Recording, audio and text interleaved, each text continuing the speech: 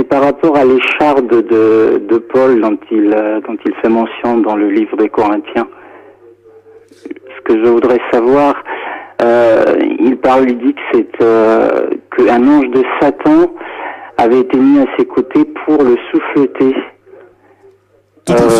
En fait, il y a eu beaucoup de commentaires par rapport à cette affirmation, et certains ont même dit que, comme dans le livre de Galates, en fait, il est dit que si cela avait été possible, vous auriez donné vos yeux pour me les donner. Enfin, en fin de compte, c'était quelque chose de ce genre-là. Enfin, j'ai pas le contexte de Galates sous les yeux, mais beaucoup de commentateurs ont estimé qu'il avait des problèmes visuels et que c'était justement ça, ou d'autres pensent aussi que il s'agit de différentes épreuves qu'il a connues, les persécutions.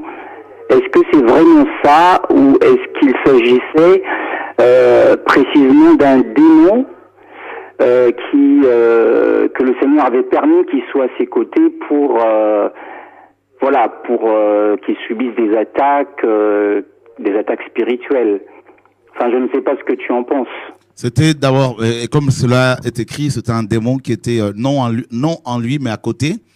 Et donc une écharde dans sa chair, c'est-à-dire Paul était beaucoup combattu, beaucoup brisé, blessé.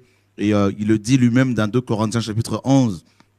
Et sont-ils ministres de Christ, au verset 23, je parle en termes extravagants. Je le suis plus encore par les travaux, bien plus par les coups, bien plus par les emprisonnements, bien plus souvent en danger de mort. 5 fois j'ai reçu des Juifs 40 coups moins 1. 3 fois j'ai été battu de verge. 1 fois j'ai été lapidé. 3 fois j'ai fait naufrage. J'ai passé 1 jour et 1 nuit dans l'abîme. Fréquemment en voyage, j'ai été en péril sur les fleuves, en péril de la part des brigands, en péril de la part de ceux de ma nation, en péril de la part des païens, en péril dans les villes, en péril dans les déserts, en péril sur la mer, en péril parmi les faux frères. J'ai été dans le travail et dans la peine, exposé à de nombreuses veilles, à la faim et à la soif, à de jeûnes multipliés, au froid et à la nudité. Et sans parler d'autre chose, je suis assiégé chaque jour par les soucis que me donnent toutes les églises. Qui est faible que je ne sois faible, qui vienne à tomber que je ne brûle. S'il faut se glorifier, c'est de ma faiblesse que je me glorifierai.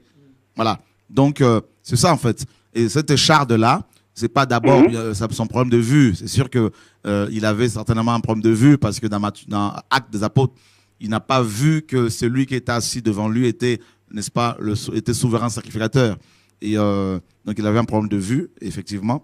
Et, mais c'est plus les épreuves auxquelles il était lié, auxquelles il était soumis.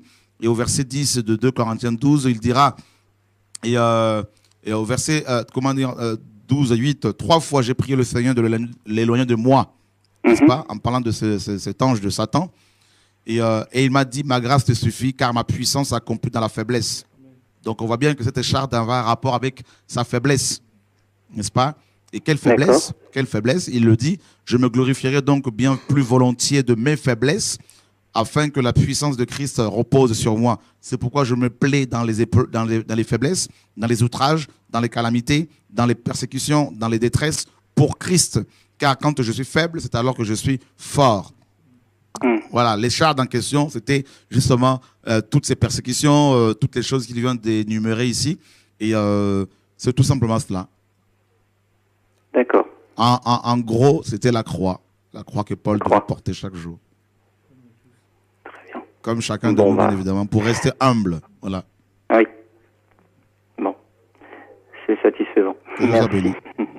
Bonne continuation. Tout est dans la parole. C'est pour cela que je disais tout est possible à celui qui croit.